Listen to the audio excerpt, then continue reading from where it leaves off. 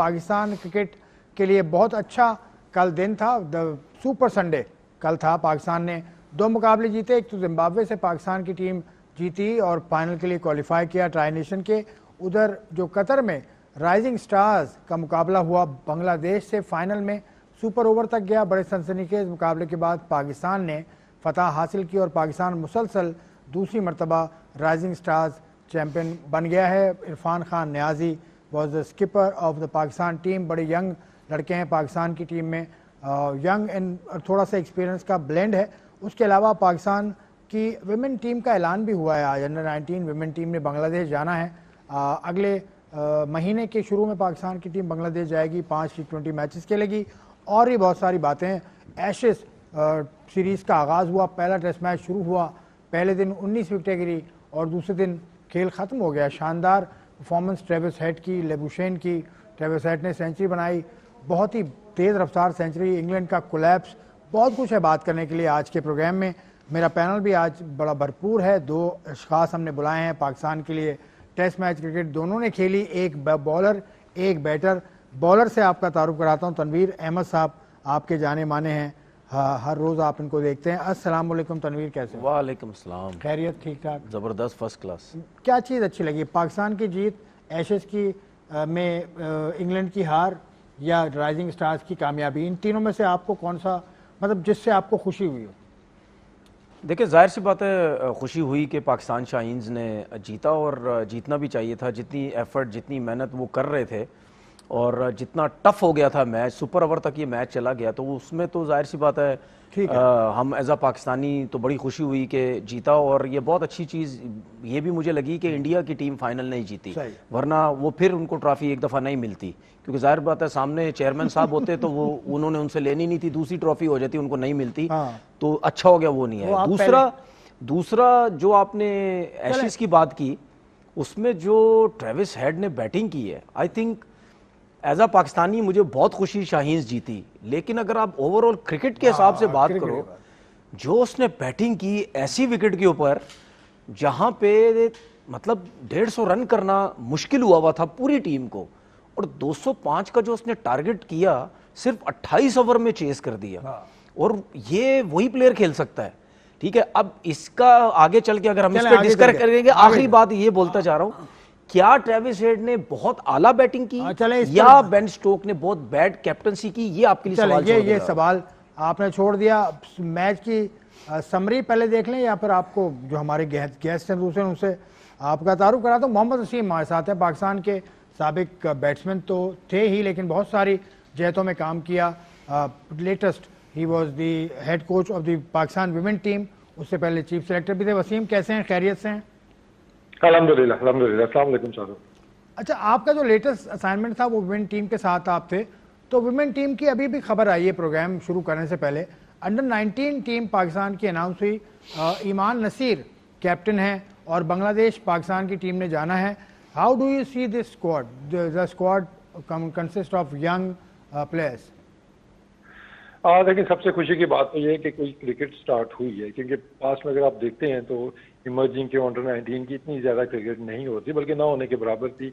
वही प्रॉब्लम जो senior team को आता है कि आप सिर्फ वर्ल्ड कप में चले जाते हैं या एशिया कप आ जाता है, उसमें पार्टिसिपेट करते हैं। तो अब ये अच्छी चीज़ नज़र आ रही है कि एटलीस्ट एक टूर तो अरेंज हुआ है। तो लड़कियां तो उसमें 2-3 पुरानी मुझे नज़र आ रही हैं जो मतलब पहले खेली थी लास्ट सीरीज, और कुछ नई लड़कियां भी आई हैं। और जो अच्छी चीज़ है, सबसे अच्छी जो चीज़ है कि उनको जो कोच मिले हैं अभी, I mean they are in good hands. Masroor, we all know कि वो कितने केपेबल हैं और उन्होंने he has done wonders in boys cricket when it comes to age group cricket. तो आई थिंक एक ज़बरदस्त अपॉर्चुनिटी है टीम के लिए भी, मसरूर के लिए भी, कि आगे चल के इन लड़कियों को तैयार किया जाए। चलें, अब बात करेंगे हम पाकिस्तान का। जो कल मैच में फतह हुई पाकिस्तान को, जिम्बाब्वे को हरा दिया पाकिस्तान ने बासानी। शानदार परफॉर्मेंस पाकिस्तान की। उस्मान तारिक ने हैट्रिक बनाई और पाकिस्तान के चौथे प्लेयर हो गए जो हैट्रिक करने वाले हैं T20 में। तो पाकिस्तान की शानदार परफॉर्मेंस की समरी आप देखते जाइए और समरी पर हम बात भी करेंगे वसीम से भी और तनवीर से भी। तनवीर की तरफ आता हूँ पहले। तनवीर, कल के मुकाबले से पहले पाकिस्तान ने श्रीलंका से मैच खेला, वो भी पाकिस्तान ने बड़ा अच्छा खेला। मतलब एक जो आपने पॉइंट उठाया था फ़खर जमान के हवाले से, वो कल भी उस 7वें नंबर पर बैटिंग में वो आया था। चले इस पर बात कर लें, क्योंकि ये टॉपिक ऐसा है कि जिसमें आपकी खासी रिसर्च है या मालूमात है? देखिए, मैं काफ़ी टाइम से ये बोल रहा हूँ कि एक तो मुझे समझ नहीं आती, जिसका मैं पहले भी कह चुका हूँ, फ़खर जमान को अगर आप नीचे बैटिंग करवाते हैं तो मेरी नज़र में आप उसको एडजस्ट कर रहे हैं, ठीक है। दूसरी बात, वो कह भी चुका है कि जी मैं पाकिस्तान के लिए किसी नंबर पे भी खेल सकता हूँ। इस तरह कोई भी प्लेयर कह सकता है कि मैं पाकिस्तान के लिए किसी नंबर पे खेल सकता हूँ। दूसरी बात ये कि फ़खर जमान से पहले सलमान आ जाता है, फ़खर जमान से पहले आई थिंक फ़हीम अशरफ आ जाता है। फ़खर जमान इतना नीचे क्यों आता है? क्या अगर वो ऊपर आता तो इससे ज़्यादा रन्स नहीं होते? लेकिन बात सीधी सीधी ये है कि क्या अब हम फ़खर जमान के बारे में जो सोचते हैं, स्पेशली T20 क्रिकेट में, ठीक है, एक तो आप देखें वो वनडे क्रिकेट में आप उससे ओपन करवाते हैं, आप उससे पूरे 50 ओवर खिलाते हैं, ठीक है, और T20 में क्या आप ये सोच रहे हैं कि अब हम इसको 5वें 6ठे नंबर पे खिला के एज अ पावर हिटर हम उसको बनाएं, ठीक है। तो इसका मतलब ये साफ एक चीज़ क्लियर नज़र आती है कि हमारे पास पूरे डोमेस्टिक क्रिकेट में कोई पावर हिटर है ही नहीं, कोई ऐसा प्लेयर ही नहीं है जो 6ठे 7वें नंबर पे खेल के एकदम से वन साइड करके दे दे मैच, या ऐसी बैटिंग करके दे दे, या ऐसा प्लेयर हमें मिले कि मिडिल ऑर्डर के प्लेयर बैट्समैनों को या ओपन कोई भी खेलता हुआ है उसकी सपोर्ट में जो हमें कोई ऐसा 6ठे 7वें नंबर का प्लेयर मिल जाए, ठीक है, कि वो इस किस्म की बैटिंग करता हो। हम तो एडजस्ट करने पे लगे हुए हैं कि जी उसको नीचे करा दो, वो छक्के मार लेता है, ठीक है। तो इस तरीके से आप उसको भी ज़ाया कर रहे हैं। वो प्लेयर जिसको आप 50 ओवर में ओपन कराते हैं, अगर आप उसको T20 में भी ओपन करवाएंगे तो आप ये देखो कि 6 ओवर का सर्किल उससे कितना फायदा हमें दे सकता है, क्योंकि जिस तरीके से वो बैटिंग करता है, उसके बाद जिस तरह वो बैटिंग करता है, वो नए बॉल को तहस नहस कर सकता है। जहां पे जब वो सेट होता है, जब वो सर्किल में मारना शुरू करता है, इवन 50 ओवर की क्रिकेट में भी, तो बॉलर्स को समझ नहीं आती है कि यार अब इसको ये कहां पे बॉल करें, और स्विंग विंग सब खत्म हो जाता है। तो आप ऐसे प्लेयर को नीचे ला रहे हैं, और साइम अयूब बिल्कुल आउट ऑफ फॉर्म है। एक ऐसा प्लेयर आपके पास साहिबजादा फरहान जो क्लिक कर रहा है, ठीक है, वो रन्स करता है, तो उसके भी कहीं अगर रन्स ना हुए, ठीक है, मैं आगे की बात कर रहा हूं, मैं आगे चल के ये भी आपसे एक बात करूंगा कि क्या हम ट्राइनेशन सीरीज में कुछ हासिल कर रहे हैं या हम कुछ नहीं हासिल कर रहे हैं। तो मेरा सिर्फ कहने का मकसद है भाई, आपके पास इस टाइम कितने ओपनर्स हैं? 2। इस टाइम आपके पास टोटल 2 ओपनर हैं। स्क्वाड में काफी नहीं, ओपनर्स कहां हैं 2 स्क्वाड में? फखर भी है, बाबर भी है। हाँ, तो बाबर को नहीं, बाबर को तो आप छोड़ देना, वो तो अब ओपन तो नहीं करेगा, वो तो तीसरे नंबर पे खेलेगा। आपके पास जेन्युइन ओपनर से 2 हैं, साहिबजादा फरहान और साइम है। आप फखर जमान से 5वें 6ठे बैटिंग करा रहे हैं, तो क्या फखर जमान को आप इसी तरह चलाएंगे कि यार उनमें से दोनों में से कोई अनफिट हुआ तो चले जी फखर साहब आप ओपन कर लें, चलें जी वो दोनों फिट हो गए, फखर साहब आप 5वें पे आ जाएं? आपने, मेरी नजर में आपने उसको इस तरह चलाया हुआ है, गाड़ी का स्टीयरिंग उधर मोड़ दो राइट पे तो वो ओपन आ जाएगा, लेफ्ट पे मोड़ेंगे तो वो 5वें 6ठे पे आ जाएगा। वसीम, मैं बात तो जीत की करना चाह रहा था और सूरत हाल पे करना चाह रहा था, लेकिन ये फखर की डिबेट ये तनवीर ने छेड़ी हुई है। आपने सवाल किया था ना मेरे से। नहीं, मैं कह रहा हूँ कि डिबेट आपकी तरफ से शुरू हुई थी। ये वाहिद आदमी है जो फखर की पोजीशन से खुश नहीं है। आप फखर की इस एडजस्टमेंट को कैसा देखते हैं? बतौर चीफ सेलेक्टर मैं आपसे पूछ रहा हूँ, एक्स चीफ सेलेक्टर, आपको इसमें क्या नजर आता है? देखिए, आई थिंक खुश तो इससे कोई फखर भी खुद भी इतना ज्यादा नहीं होगा कि जो रोटेशन हो रही है उसके बैटिंग ऑर्डर के साथ। आई थिंक अभी जो बात है कि चलो जीत की बात है, आई थिंक जो पिछले प्रोग्राम में हम बात कर रहे थे लास्ट वीक के, इन टीमों के अगेंस्ट हमें एक अच्छे मार्जिन से जीतना चाहिए, हमें 200 से ऊपर रन्स करने चाहिए, तो एटलीस्ट हमें थोड़ी सी उस जानिब थोड़ी सी चीजें होती हुई नजर आई हैं। अच्छे मार्जिन से आप जीते हैं, कुछ एरियाज अभी भी हैं जो है वहाँ पे, लेकिन एटलीस्ट एक हमें अप्रोच नजर आई है कि हम जा रहे हैं, बड़े स्कोर की तरफ जा रहे हैं, तो ये अप्रोच हमें अपनानी होगी। दूसरा देखें, अभी जितने भी हम मिडिल ऑर्डर में बैटर्स लेके आए हैं, बाबर ओपनर था उसको हम नीचे लेके आए हैं, हसन नवाज ओपनर था हमने उसको मिडिल ऑर्डर बना दिया, फखर ओपनर था हमने उसको मिडिल ऑर्डर बना दिया। तो पॉइंट तो वैलिड है जी कि भाई मिडिल ऑर्डर जो बैटर्स हैं डोमेस्टिक में हैं जो रन्स करते हैं, तो अगर आपने सिर्फ ओपनर्स को ही स्क्वाड के अंदर रखना है और उनको ही एडजस्ट करना है तो फिर तो ये थोड़ी सी ज्यादती वाली बात होगी, क्योंकि इरफान न्याजी एक टाइम पे आए, बड़ी उनकी हाइप क्रिएट हुई, उसके बाद वो गायब हो गए। अब्दुल समद आए, उनकी हाइप बनी, खिलाया भी शायद, फिर वो गायब हो गए।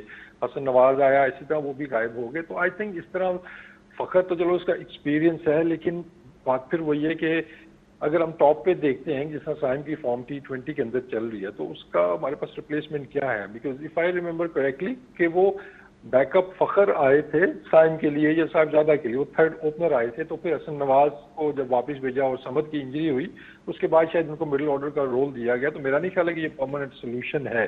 और अगर इन परफॉर्मेंसेस से आप अगर जज करना शुरू कर दें जी कि फखर ने कर दिया जी, 5वें 6ठे 7वें पे आके ये रन कर दिए हैं, लेकिन इन टीम के खिलाफ इन कंडीशंस में अगर रन वो कर भी रहा है तो ये मत सोच लीजिए कि हमारा जो लोअर मिडल ऑर्डर है वो सॉर्टेड हो गया है। आई थिंक फखर की बेस्ट पोजीशन टॉप 3 के अंदर ही बनती है अगर आपने उसको यूटिलाइज करना है।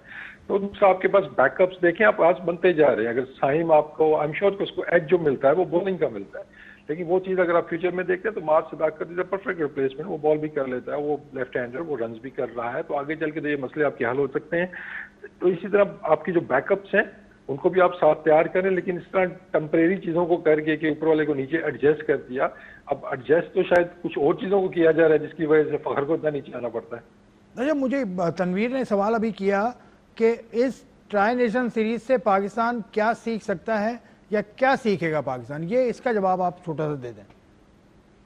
देखिए, सीखने का एक तो हाई स्कोरिंग मैचेस आप बड़े मार्जिन से जीते हैं, आप जो आपका स्ट्राइक रेट है वो आप बेहतर करें। बाबर जिस तरह है, बाबर को स्टेप अप करना पड़ेगा, एक परफॉर्मेंस से उसका काम T20 में नहीं चलेगा, उसको थोड़ा और बेहतर खेलना होगा। इसी तरह साइम को अगर आपने आगे भी देख रहे हैं उसी के साथ स्टिक करना है तो they need to step up, उनको परफॉर्मेंसेज यहाँ पे देनी होगी। मतलब एक आपको साहिबजादा ही नजर आ रहा है कि जो आपको लगता है कि यार ये प्रॉपर T20 का प्लेयर है। बाकी जितने भी ऐसे आगा सलमान है उनको भी जिस नंबर पे भी वो खेलें, लेकिन उनको नजर तो आए ना कि वो उसी ब्रांड से खेल रहे हैं जो कि पूरी टीम अचीव करना चाह रही है।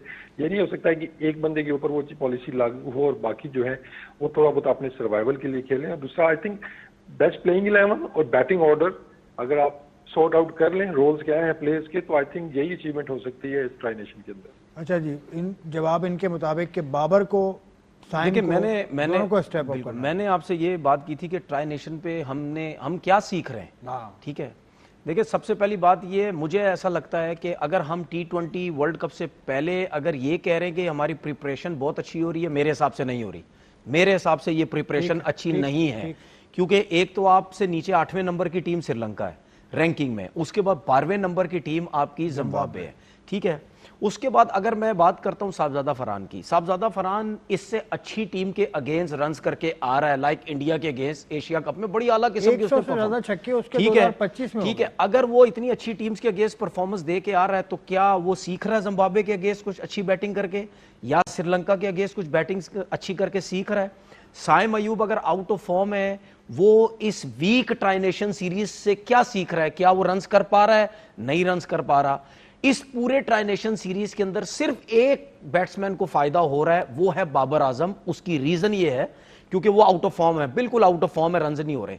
हम ये क्या कहते थे यार, चाहे डोमेस्टिक क्रिकेट में जाओ, कहीं भी जाके खेलो, कि ऐसी टीम के अगेंस्ट आप जाके क्रिकेट खेलो कि आपकी कहीं सामने वीक ओपोजिशन हो, ठीक है, उसके सामने आप जाके रन्स करें कि आपकी फॉर्म वापस आए, चाहे आप डोमेस्टिक क्रिकेट में जाएं।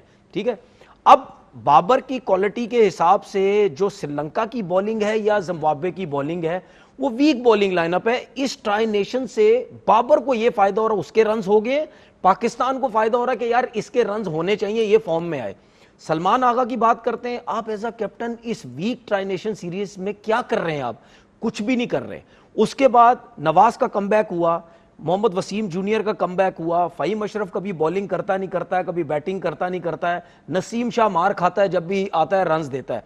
ये जो 4 प्लेयर्स के नाम ले रहा हूं, ये तो जब से इनका कमबैक हुआ है, मुझे ये बता दें कि क्या इन्होंने टॉप 3 या टॉप 4 टीम के अगेंस्ट अभी T20 के मैचेस खेले? इन्होंने नहीं खेले। तो T20 वर्ल्ड कप से पहले आपका कोई बॉलर चेक नहीं हो रहा, आपका कोई बैट्समैन ट्राई नहीं हो रहा कि यार मुश्किल कंडीशन में हमारे बैट्समैन कैसे बैटिंग करेंगे। सिर्फ इस वक्त बाबर को फायदा हो रहा है। और बाबर के बारे में ये बोलता हूं कि भाई आप वीक टीम के अगेंस्ट रन्स कर रहे हैं, नो डाउट, मेरे हिसाब से आपने बहुत अच्छी बैटिंग की, लेकिन फिर भी आपको कहीं ना कहीं थोड़ा सा बेहतर करना है।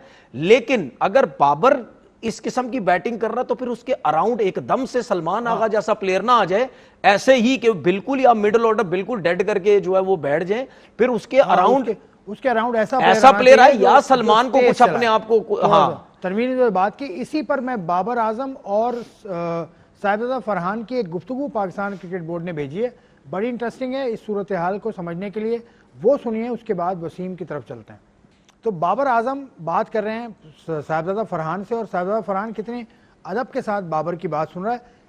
ये जो इम्पैक्ट होता है एक सीनियर प्लेयर का होना, वसीम, एक सीनियर प्लेयर का इस तरह से जूनियर्स के साथ होना, ये क्या असर डालता है जूनियर के माइंड पर, क्योंकि नजर आया साहबजादा फरहान कितने हम्बल, कितने अंदाज से उसकी बातें सुन रहा था। देखिए, सीनियर्स की डेफिनेटली वैल्यू टीम के अंदर भी होती है। बाबर ऑब्वियसली आपका इस टाइम सबसे बड़ा स्टार है आपकी क्रिकेट का, तो उसको तो लड़के देखते हैं, मतलब they look up to him. और बाबर जैसा फिगर अगर ड्रेसिंग रूम में होगा तो डेफिनेटली उसका पॉजिटिव इम्पैक्ट पड़ेगा, एज लॉन्ग आपकी परफॉर्मेंस भी उसको बैक करे। हम नॉट श्योर कि ये कंटेंट बनाने वालों ने क्या सोच के ये कॉम्बिनेशन बनाया था, क्योंकि दोनों की बातों में ना वो फिर डिफरेंस आ जाता है ना। वो अग्रेसिव क्रिकेट की बात कर रहा है, पावर प्ले यूज करने की बात कर रहा है, दूसरी तरफ ये चीज फिर उस तरह शायद अप्लाई नहीं होती है। तो थोड़ा सा देखना चाहिए कि आप क्या लोगों को दिखाना चाह रहे हैं। आई एम श्योर कि लोग इस चीज को नोट भी करेंगे। देखें, अभी जो तनवीर भी बात कर रहा था कि बाबर के बाद अगर बैटिंग करने आगा सलमान आएंगे और दो एंकर रोल या रोटेटर्स इकट्ठे हो जाएंगे, आपको प्रॉब्लम होगी। वो एक ही बंदा T20 में जो मॉडर्न के अंदर है, तो बहुत सी टीमों ने तो वो एक का भी रोल खत्म कर दिया, वो सारे ही एग्रेसिव खेलते हैं। लेकिन अगर हमारा ऐसा एक बनता है कि उसके अंदर हमें एक एंकर पर्सन चाहिए जो टीम को लेके चले, तो उसके अराउंड फिर बाकियों को एग्रेसिव खेलना होगा। तो एटलीस्ट जब तक आप वो अचीव नहीं करते फ्रॉम लाइक्स ऑफ आगा सलमान, तो आपको बैटिंग ऑर्डर से वो चीजें कवर करनी पड़ती हैं कि जब आपका एक अंदर बंदा खेल रहा है जिसको थोड़ा टाइम चाहिए या वो रना बॉल खेलेगा, तो उसके साथ डेफिनेटली आपको अग्रेसिव प्लेयर चाहिए होगा। तो छोटी टीमों के अगेंस्ट तो टैक्टिक्स आपके चल जाते हैं, लेकिन बड़ी टीमों के अगेंस्ट वो पकड़ लेंगे आपको। मिडिल ओवर्स मतलब T20 में आपको पता नहीं चलता और आपके एकदम से 14 ओवर बोर्ड पे लगे होते हैं और हर दिन आपको आखिरी ओवर्स में 20-20, 25-25 रन नहीं मिलते हैं। तो आई थिंक ये एरियाज हमें सॉर्ट आउट करने होंगे, क्योंकि अभी तो हम बिल्कुल रोटेट कर रहे हैं चीज़ों को कि कभी किसको किसी नंबर पे खिला दिया है, कभी किसी को किसी नंबर पे खिला दिया है। तो थोड़ा सा इसमें स्टेबिलिटी लेके आनी होगी। और एक चीज़ जो कल शाहीन के मैच में भी हमें नजर आई है कि वो उसका आई थिंक तनवीर बेहतर जवाब दे सकते हैं कि नए बॉल का इशू हमें शाहीन के अंदर भी आ रहा है और शायद हमें अंडर-19 के अंदर भी जो डोमेस्टिक अभी हो रही है उसके अंदर भी कोई ऐसा बॉलर नजर नहीं आ रहा है जिसको हम कहें। क्योंकि उबैद शाह को मैं देखा है नए बॉल से, उसने भी स्ट्रगल की, शायद अजीज ने स्ट्रगल की, अहमद दानियाल नया बॉल कराया ही नहीं गया, ऐसी वजह से वो कर नहीं सकते हैं। तो ये एरिया सबसे बड़ा कंसर्न होगा कि going into the world cup आपके पावर प्ले के बॉलर्स कौन से होंगे। अच्छा, इसमें एक चीज़ मैं कंटिन्यू कर दूं, वो जो सलमान की बात हो रही है, मैं क्यों कह रहा हूं। देखें, अगर बाबर हर टीम में, मैं हमेशा कहता हूं T20 क्रिकेट में, ठीक है, ऐसा प्लेयर आपके पास एक आध तो जरूर होना चाहिए जो उसने कल बाबर ने बैटिंग की सुकून से, आराम से, सेंसिबल, जब सेट हुआ फिर उसने मारना शुरू किया। वरना सारे मारने वाले प्लेयर हो जाएंगे तो दोनों एंड से आपके प्लेयर आउट होते जाएंगे। लेकिन सलमान का मैं क्यों कह रहा हूं, आपको थोड़ा सा रन्स करने पड़ेंगे, चेंज करने पड़ेगा। अगर आप बाबर के साथ खेलेंगे और आप इसी तरीके से बैटिंग करेंगे तो भाई आपकी कप्तानी भी चली जाएगी, आप टीम में सेट नहीं हो सकते। फिर लोग यही बोलेंगे, यही आपके सिलेक्टर्स बोलेंगे कि भाई मिडिल ऑर्डर में दो प्लेयर ऐसे हम बर्दाश्त नहीं कर सकते। बाबर की रेपुटेशन है, बाबर को आवाम पसंद करती है, बाबर रन्स भी कर रहा, आप तो कुछ नहीं कर रहे। जो रिजवान सलमान के ऊपर बार बार बात होती है, भाई आप कप्तान, वैसी कप्तानी के मतलब T20 में आपकी जगह नहीं बनती और आपको कप्तान बना दी है, तो वो दिन दूर नहीं है, इसको जो है वो कप्तानी से हटा भी दिया जाएगा। नहीं, इस तरीके से बैटिंग करेगा बाबर के साथ, क्योंकि दोनों ऊपर नीचे होंगे तो फिर इसकी जगह नहीं बनती। हर मैच में तो नहीं आएगी, नहीं हर मैच में नंबर उसका यही बनता है, क्योंकि वो ऐसा प्लेयर तो नहीं आप उससे ओपन करा दें या छठे सातवें में भेज दें। अगर आपने बाबर के साथ करना है, देखिए बाबर का रोल तो डेरिल मिचेल वाला है, जो डेरिल मिचेल अभी भी आज भी T20 क्रिकेट खेल रहा है, ठीक है ना। आपका ये कुशाल मेंडिस हो गया, ये और जो दूसरे प्लेयर हैं वो ऐसे ही खेलते हैं। असलंका जो न्यूजीलैंड श्रीलंका का है, वो इसी तरह खेलते हैं, सेंसिबल खेलते हैं, सेट होते हैं, मारते हैं। बाबर का रोल इस किस्म का, लेकिन बाबर के साथ सलमान आ जाएगा, उसके लिए प्रॉब्लम हो जाएगी। दूसरी चीज है फास्ट बॉलिंग की बात की। देखें, एक तो मैं बार बार बिल्कुल देख, मैं पाकिस्तान टीम हो या यंगस्टर हो, कोई भी हो, नया बॉल का स्ट्रगल हर कोई कर रहा है। उसकी सबसे बड़ी वजह यह है जो पाकिस्तान टीम में लड़के खेल रहे हैं, हालांकि खेल तो काफी अरसे रहे, लेकिन सबके एक्शंस में प्रॉब्लम है। किसी की रिस्क कंट्रोल नहीं है, किसी का एक्शन खराब है, किसी की बायोमैकेनिक सही नहीं है, किसी का रनअप सही नहीं है, किसी का हेड गिर रहा है, किसी का हाथ कहां जा रहा है। तो आपके पाकिस्तान टीम के अंदर जितने बॉलर्स हैं उनको कोई ना कोई प्रॉब्लम्स है। जब आपके ये प्रॉब्लम्स रहेंगे तो आपकी बॉडी जल्दी थक जाएगी, ठीक है। जब आपकी जल्दी बॉडी थक जाती है, एक तो आपका फिर आपसे बॉल नहीं होता, उसके बाद आपकी जब आपके एक्शन में फर्क होता, आपकी रिस्ट सही तरीके से कंट्रोल नहीं होती, बॉल रोल होता नहीं है, तो उसकी वजह से आप जो हैं वो आपसे नया बॉल नहीं होता। उसके बाद जो सबसे बड़ा रीजन है, जो भी इस time fast bowler Pakistan team में खेल रहे हैं, इनकी डोमेस्टिक क्रिकेट कितनी है, इनकी है ही नहीं डोमेस्टिक क्रिकेट। जब आप लंबा अरसा डोमेस्टिक क्रिकेट खेलते हैं तो आपको सब आइडिया होता है कि मेरी रिस्क कैसे कंट्रोल करनी है, मैंने आउटस्विंग कैसे करना है, इन स्विंगर कैसे करना है।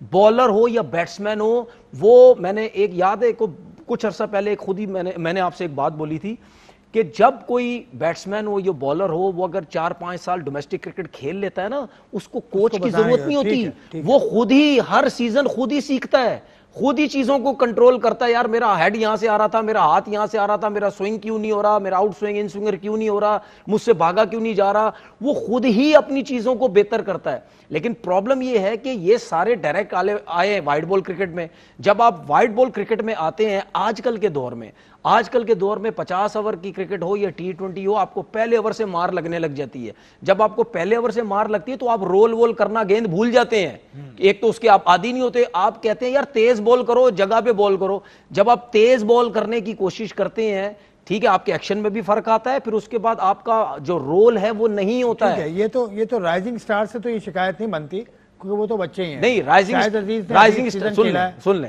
राइजिंग स्टार भी थोड़ा सा खेल रहे हैं। राइजिंग स्टार की जो आप बात कर रहे हैं ना, देखिए ये जो देखिए ये सीनियर्स की बनती तो है, लेकिन जो राइजिंग स्टार का मुझे पता क्या डर लग रहा है, जो मुझे डर लगता है हमेशा से, आपकी टीम फाइनल जीती, ओहो एनू पाकिस्तान खड़ा दियो जी, ओ मां सदाकत एनू पाकिस्तान खड़ा दियो जी, ओ जी की बैटिंग की थी उन्हें, सुने एनू पाकिस्तान खड़ा दियो, ठीक है। अभी नहीं, मेरे हिसाब से अभी नहीं। अच्छा प्लेयर है, ठीक है, थोड़ा PSL खेलेगा और आइडिया होगा। थोड़ा डोमेस्टिक कितना खेलते हैं आपके प्लेयर? आपके डोमेस्टिक 4 दिन का जो प्लेयर खेलता है वो पक्का हो जाता है, वो खुद ही T20 में रन करेगा, वो आउट भी करेगा, वो खुद ही एडजस्ट करेगा, उसको कोई प्रॉब्लम। इसी तरह ही जो फास्ट बॉलर्स हैं आपके, उनके एक्शंस में फर्क है। आपका अहमद दानियाल कितना अनफिट हो जाता है, वो बैद अनफिट हो जाता है, ठीक है। ये अजीज, क्या नाम है इसका, शायद अजीज, इसमें भी थोड़ा सा फर्क। कहने का मकसद ये चीजें आपको इस वक्त नजर आ रही हैं। अगर हमारे कोचेस इस लेवल के हैं, अगर आपको चीजें नजर आ रही हैं, आप अभी से इनके ऊपर थोड़ा सा इनको देखना शुरू करें कि अगर ऊपर जाके खेलते हैं, क्योंकि इंजरीज के मसले बेतहाशा हैं हमारे फास्ट बॉलर को। 20-20 साल के लड़के अनफिट हो रहे हैं, 22-22 साल के लड़के, नसीम शाह अनफिट हो जाता है, फलाना अनफिट हो। अब ये उबैद शाह, नसीम शाह, इनकी क्या एज है, अनफिट हो जाए। अहमद दानियाल, क्या एज इनकी, अनफिट हो थे। यार हम जब खेलते थे, या आपके सामने वसीम शो में बैठे में, हम जब खेलते थे कसम से हमें तो 27-28 साल तक हमें नहीं पता होता था इंजरी है क्या। हम तो जोर लगाते थे, क्रिकेट खेलते थे, फिटनेस का ख्याल करते थे। ये 20-20 साल के, 22-22 साल 4 ओवर भी T20 के नहीं होते, अनफिट हो जाते हैं। तो ये सब चीजें फास्ट बॉलर्स में मिसिंग है। वसीम भी फास्ट बॉलिंग की तो एक्सपर्टीज तनवीर की है, तो उन्होंने बताया। बैटर्स की अगर आप बात करें इस इवेंट में, मां सदाकत इज अ टॉप बैटर्स, और मां सदाकत थोड़ा बहुत खेले हैं पाकिस्तान में, ज़ल्मी से खेलते रहे हैं। उसके अलावा भी ये अभी एक और टीम से भी खेले थे, मैं इनको देख चुका हूं। तो इनको भी लाने के आप खिलाफ हैं तनवीर की तरह फॉरेन इंटरनेशनल अरीना में? देखिए अभी तो वर्ल्ड कप आपका सर पे है। अगर आपके लिए एकदम से कोई नया ऐसे बच्चा आके इसको आप वर्ल्ड कप के लिए तैयार कर लेंगे, जो तो जाती होगी बच्चे के साथ भी और टीम के साथ भी। लेकिन ये कि इनको अभी से आप टैप कर लीजिए कि ये हमारे फ्यूचर्स के, ये हमारे पास रिप्लेसमेंट मौजूद हैं और इनके ऊपर काम उसी तरह लगा जाए। डोमेस्टिक डेफिनेटली इनको डोमेस्टिक खेलनी चाहिए। आज की जैसे बॉलिंग है उसको बॉलिंग भी करनी चाहिए, प्रॉपर उसका एक प्लान बना के डोमेस्टिक में भेजना चाहिए, कितने ओवर इसने करने हैं, बैटिंग में जो जो चीज़ें हैं इसकी, वो भी। तो इनमें से देखिए जितने भी लड़के हैं, एबिलिटी तो सबके अंदर है कि वो पाकिस्तान खेल सकते हैं। अब वो कब खेलते हैं, वही की इज द टाइमिंग, कि कब वो रेडी है। पैनिक होके या आप एकदम एक्साइटमेंट पे आके जी कि अभी हम जीत के हैं तो एकदम से इसको हम डाल लेते हैं वहाँ पे, तो वो लड़के के साथ भी जाती होगी, तो टीम के साथ भी जाती होगी। लेकिन अभी जो लड़के खेल रहे हैं मेरे ख्याल में यही वर्ल्ड कप के अंदर भी यही जाएंगे आपके। तो इनको इम्प्रूवमेंट, मतलब अगर बाबर स्पिन पे स्ट्रगल कर रहा है तो वो सबसे ज़्यादा जो गेन कर सकता है इस ट्राइनेशन के अंदर, या पहले होम सीरीज जो थी, कि अपने स्पिन के अगेंस्ट अपनी बैटिंग को वो इम्प्रूव करे और उसके अंदर थोड़ी सी बेहतरी लेके आए। थोड़े से ज़्यादा मेरे ख्याल में अगर बैटर अगर मैं कहूँगा तो शायद उसको ज़्यादा अटैकिंग ऑप्शन की तरफ जाना होगा। I will rather have him getting caught at the boundary rather than nudging the ball and getting ball or getting leg before। तो थोड़ी सी अप्रोच चेंज करनी होगी इसको। और टॉप 4 के अंदर आगा सलमान अगर नहीं आते हैं तो he is not a finisher, तो जान को अपनी गेम चेंज करनी होगी आगा को, कि अगर उन्होंने एज अ कैप्टन नीचे खेलना है तो फिर उनको फिनिशर वाला रोल लेना होगा, तो या मिडिल में आके थोड़ा और बेहतर स्ट्राइक रेट से खेलना होगा। आप आगा को बतौर T20 कप्तान आपको ठीक लगते हैं? क्योंकि उनकी बातें हो रही हैं कि उनकी कप्तानी से शायद चले जाएंगे, या कप्तानी उनको नहीं देनी चाहिए थी। लोगों के ख्याल में इस तरह की बातें कर रहे हैं लोग। यार आसिफ देखें, इसमें हमारे यहाँ थोड़ा सा जो है ना, अलमिया ऐसा है कि चाहे वो कैप्टन हो, चाहे वो टेस्ट कैप्टन हो, वाइस कैप्टन हो, इवन आपके कोचेज हो, वो ऐसे लगाते हैं और ऐसे आप उतार देते हैं। अब ये कोई छोटी मोटी पोस्टें नहीं है। नेशनल टीम का कैप्टन जब लगाया जाता है ना, तो आप हर तरह से चीज़ों को सोचते हैं, लॉन्ग टर्म आपकी प्लानिंग होती है, जी ये है, इतने साल हमारा चलेगा, तो आप सारे एरियाज को कवर करते हैं। ये नहीं हो सकता कि 2 सीरीज के बाद, 1 सीरीज के बाद आप कहे जी नहीं ये तो प्लान ठीक नहीं था, वो दूसरा वाला ठीक है, उसको वापस ले आते हैं। मतलब हमने वो म्यूजिकल चेयर जो बनाई हुई थी वो भी गलत था। और अभी जब आगा को बनाया गया था, तो जो बनाने वालों हैं फिर तो उनके ऊपर क्वेश्चन आता है ना कि फिर आपने क्यों बनाया था। अगर अभी उसको उतारते हैं वर्ल्ड कप से पहले, तो फिर तो क्वेश्चन उनसे होना चाहिए जिन्होंने बनाया था, जो भी वो थिंक टैंक था हमारा। क्या उनको ये चीजें उस टाइम नजर नहीं आ रही थी? क्योंकि मैं भी सोशल मीडिया थोड़ा देख रहा हूँ, आगे पीछे हवा ऐसी बन रही है कि कुछ काफी हजरातों ने वो शुरू कर दी है अपनी वो सॉर्ट ऑफ अ कैंपेन, जिसको मैं बोलता हूँ कि शायद किसी की वापसी हो रही है एज अ कैप्टन। तो अगर ये चेंज होती है तो ना उसमें कसूर आने वाले कैप्टन का होगा, ना जाने वाले कैप्टन का होगा। जो बनाने वाले हैं दे शुड कम फॉरवर्ड के जी कि आपने क्या सोच के बनाया था, क्या आपको अब चीजें वो नजर आ रही हैं। तो आई थिंक अभी तक अगर आप रिजल्ट्स देखते हैं तो वो भी उतने अच्छे आपके तो नहीं आए ना। अगर आप बड़े इवेंट्स की बात करते हैं तो वहाँ पे आपने स्ट्रगल की है।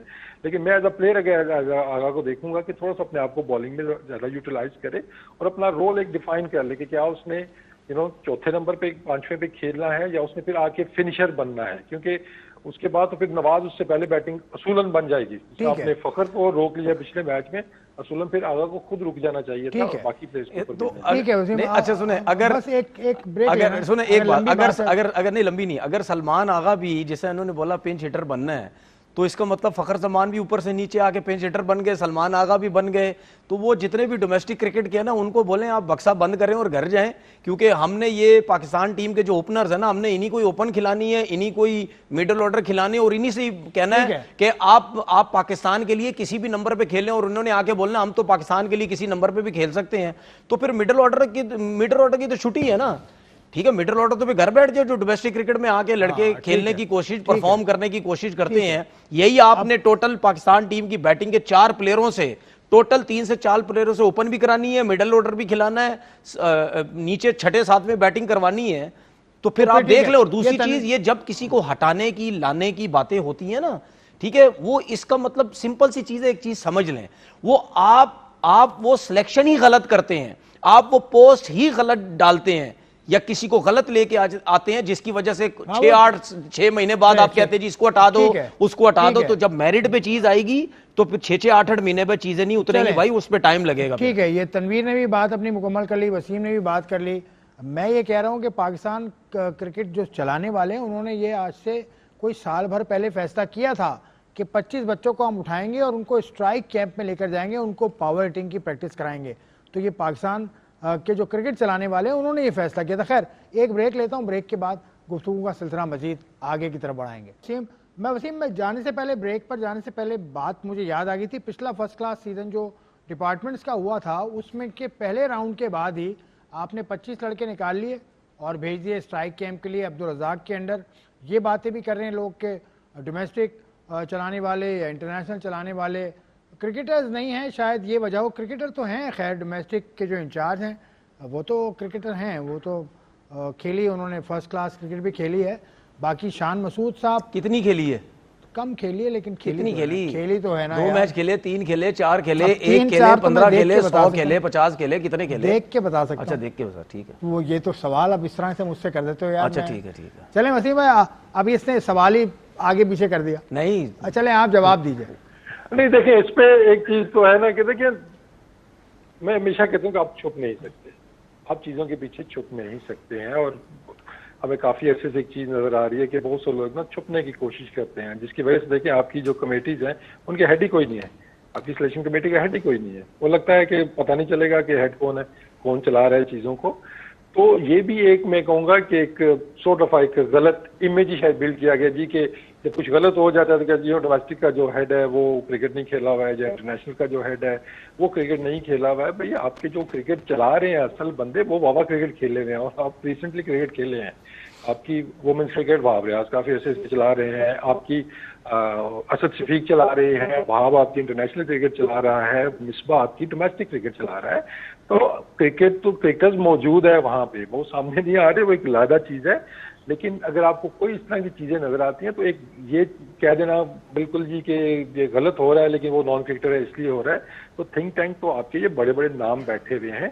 तो मैं हमेशा ये कहता हूँ कि यार आप आके रिस्पॉन्सिबिलिटी लें, ताकि अच्छा होता है तो फिर आपका नाम कहीं ना कहीं नजर आ जाता है, बुरा होता है तो फिर दूसरों के नाम आगे आ जाते हैं। तो आपको you should take the charge के यार। और दूसरा फिर इन्होंने अभी जो अनाउंसमेंट्स कर दी हैं उसके अंदर कि लुक आफ्टर, ये एक नई टर्म मैंने दुनिया में कहीं नहीं देखी है कि लुक आफ्टर क्या होता है जी, कि वो अंडर 19 को लुक आफ्टर करेंगे, वो शाहीन को लुक आफ्टर करेंगे, वो वुमेन को लुक आफ्टर करेंगे। भाई आप हेड कोच होते हो या बैटिंग कोच होते हो या असिस्टेंट कोच होते हो, बात फिर वो ये ना कि रिस्पॉन्सिबिलिटी आ जाती है ना। कल अच्छा हो गया जी तो ठीक है जी वाह, मैं था, अगर हार गए तो मैं तो ऐसे ही था, बस लुक आफ्टर कर रहा था, कोच किसी और को बल्कि का बकरा चढ़ा देंगे। तो ये ट्रेंड हमें खत्म करना चाहिए। इसी तरह सिलेक्शन कमेटी भी और लोग कौन है चीफ सिलेक्टर, लेकिन उनको सामने आके भी आप बात तो करें कि भाई मैं चीफ सिलेक्टर हूँ, आई टेक द रिस्पॉन्सिबिलिटी। अच्छा होता है तो आप एकदम से आपका नाम आ जाता है, जब चीजें ठीक नहीं जाती हैं तो फिर आप डाल देते हैं कि मैं अकेला बंदा नहीं हूँ, बाकी मेरे साथ लोग बैठे हुए हैं। तो हमें थोड़ा सा इन चीजों पे रिस्पॉन्सिबिलिटीज लेनी होंगी। ठीक है वसीम, अब थोड़ा सा आगे बढ़ते हैं। राइजिंग स्टार्स ने कल कामयाबी हासिल की, शानदार परफॉर्मेंस है। यंग ज़्यादातर इसमें बच्चे हैं, ज़्यादातर नहीं सारे ही यंग हैं। कुछ खेले में जिस तरह न्याजी कप्तान है, अहमद दानियाल, शाहिद अजीज़, ये शाह बरदरान में से एक बरदर शाह का शानदार परफॉर्मेंस है। वो गाजी गौरी विकेट कीपर, तो ये अच्छी परफॉर्मेंस है। बांग्लादेश को हराया, आप थोड़ा सा फंस के मैच खेला लेकिन बहरहाल जीत गए। देखें 125 रन मेरे ख्याल में बहुत अच्छे रन्स थे इस विकेट पे। जिस तरह बॉल ब्रेक हो रहा था, या मतलब यानी बैट्समैन के लिए बड़ी प्रॉब्लम हो रही थी उसमें। अगर मैं शान मसूद को देखूं जो लेग स्पिनर हैं, ठीक है, साथ में वो बैटिंग भी करते हैं, उन्होंने वो जो क्रूशल 38 रन्स की इनिंग जो उन्होंने खेली, 25-26 बॉलों पे उन्होंने 3 छक्के 3 चौके लगाए, वो मैच विनिंग इनिंग थी इस विकेट को देखते हुए। फिर उसके बाद आप देखें जब बांग्लादेश की टीम, वो टीम जो इंडिया को हरा के आई, ठीक है, वो उन्होंने जो मारा इंडिया को, आई थिंक सेमीफाइनल में जो उन्होंने हराया, जिस तरीके से उन्होंने छक्के मारे उनको, तो वो उनका कॉन्फिडेंस लेवल ही कुछ और था। उस टीम के अगेंस्ट एक तो 125 किए, फिर उसके बाद 125 मतलब वो जीतते जीतते रह गया बांग्लादेश की टीम। 96 पे 9 आउट हो गए थे उनके। तो मैं तो सोच रहा था अब तो आराम से जीत गया पाकिस्तान, हार ही नहीं सकता। वो उसके बाद जो शाहिद अजीज को जो 20 रन लगे हैं, वहां से जो आई थिंक आखिरी 4 बॉलों पे 4 रन चाहिए थे, वो नहीं उनसे बने, लास्ट विकेट थी। तो मतलब यानी उसके बाद सुपर ओवर हुआ, फिर दानियाल ने किया। लेकिन एक चीज मुझे समझ नहीं आई, ठीक है, अहमद दानियाल ने लास्ट ओवर किया, उसने 6 रन दिए, लेकिन मैन ऑफ द मैच मुझे नहीं समझ आई कैसे बना वो। क्योंकि अगर सुपर ओवर में देखें, शान मसूद नॉट आउट गया, उसने 5 रन किए, 7 टारगेट था, 5 उसने किए, नॉट आउट गया। उसके बाद जब 125 रन किए पहली बैटिंग में, उसमें भी 38 रन किए, और बॉलिंग में भी 3 में 33 रन, 1 आउट किया। तो मेरे हिसाब से शान मसूद को मैन ऑफ द मैच मिलना चाहिए था। आप उसको क्रेडिट इस वजह से मिल गया कि जी सुपर ओवर फाइनल था, आखिरी ओवर कर गया। तो ये सुपर ओवर ठीक है, ये होता रहता है यार। अब T20 क्रिकेट में सुपर ओवर होते रहते हैं, कभी आप अच्छी कर जाते हैं, कभी नहीं अच्छी करते। पाकिस्तान भी सुपर ओवर में हारा। हाँ, लेकिन जो क्रूशल मेरे हिसाब से जो क्रूशल उसने बैटिंग की है 38 रन की, साथ में सुपर ओवर में भी नॉट आउट रहा, तो वो जो है वो आई थिंक उसको होना चाहिए था। लेकिन जबरदस्त परफॉर्मेंस। वसीम, हाँ, कैसे सम अप करेंगे पाकिस्तान की परफॉर्मेंस? अनबीटन रहा पाकिस्तान। मां सदाकत का मैं नाम लेना भूल गया, यासिर का नाम नहीं लिया, फाइक का भी नाम मैंने नहीं लिया, लेकिन ये सारे बच्चे शानदार मुस्तकबिल हैं पाकिस्तान का।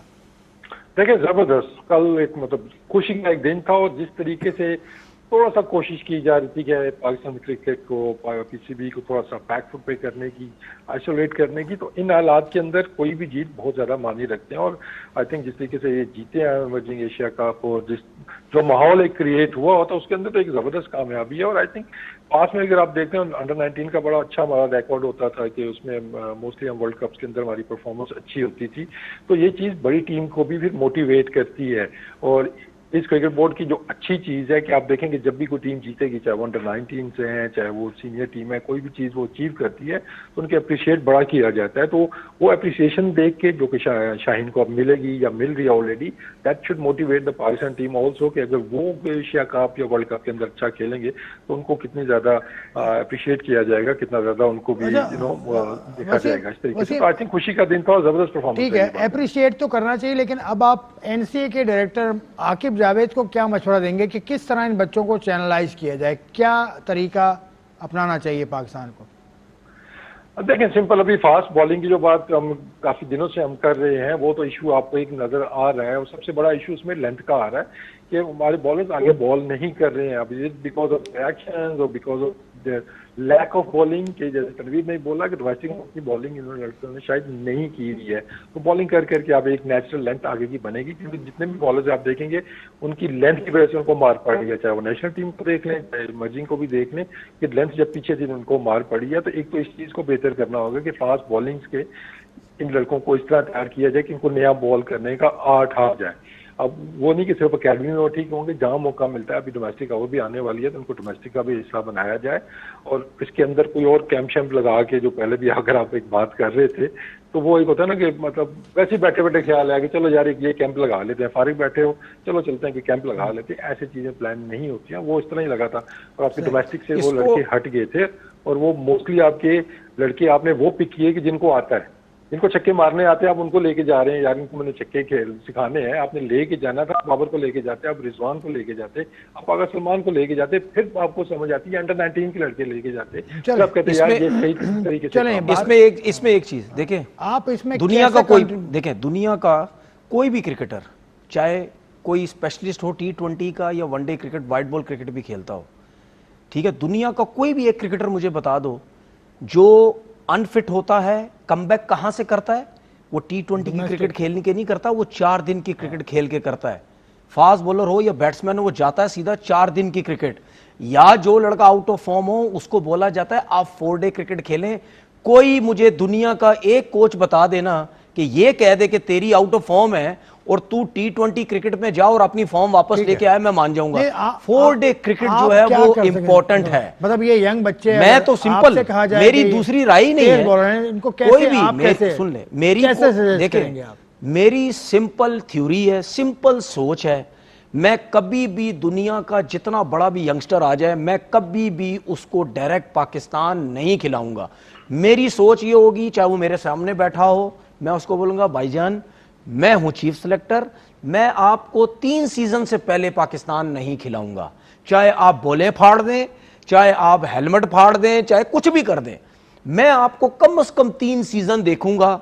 अगर एक फास्ट बॉलर एक सीजन में सर पे बोले मारता है, पता चले दूसरे सीजन में खुद नहीं पहुंच पा रहा, गेंद बाद में पहुंच रहा है, उसको इंजरी हो जाएगी, क्या पता दूसरे सीजन में वो गेंद ही नहीं कर पा रहा। या बैट्समैन पहले सीजन में उसने 1500 रन कर दिए, दूसरे सीजन में पता चले उससे 600 रन नहीं हो रहे, बॉलर्स ने पकड़ लिया आपको। तो मैं तो सिंपल, ये जितने भी बच्चे हैं मैं सिंपल इनको कुछ भी नहीं करूंगा, ना इनको 15 दिन का कैंप लगाऊंगा नेशनल क्रिकेट एकेडमी में, ना 25 दिन का लगाऊंगा। बोलूंगा भाई 4 डे सीजन हो रहा है, जाएं वहां जाएं, खुद ही खेलें, खुद ही रन करें, खुद ही सीखें। 2 सीजन 3 सीजन के बाद हम आपको देखेंगे आप क्या करते हैं। एक आखिरी बात, अभी जो एशिया कप का ये मैचेस हो रहे थे, ठीक है, इमर्जिंग के, इसमें इंडिया का एक ओपनर है जिसको हम कहते हैं जी 15 साल का बच्चा है, 16 साल का बच्चा है, 14 साल का है, खेल गया इंडिया, खेल गया इंडिया।